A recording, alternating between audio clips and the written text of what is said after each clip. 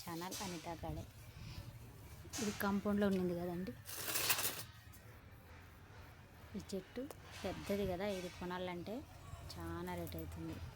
అందుకని నేను పక్కన వదిలేసినాను. వేరే బాగలేని దాంట్లో ఆ పాట్లో ఉండింది తీసేసి ఈ బకెట్లో పెద్ద దాంట్లో వేసిన. ఇది చెట్టు పెద్దగా అయింది కదా, అందుకని ఈ పెద్ద దాంట్లో వేసినాను. చూడండి, దీనికి పూలు వచ్చేస్తున్నాయి. ఇదివరకు ఎప్పుడో ఒక 6 నెలల కింద, సంవత్సరం కింద ఇట్లాంటిది పూలు పెట్టాను నేను. మళ్ళీ ఇప్పుడు పూలు వస్తున్నాయి చూడండి.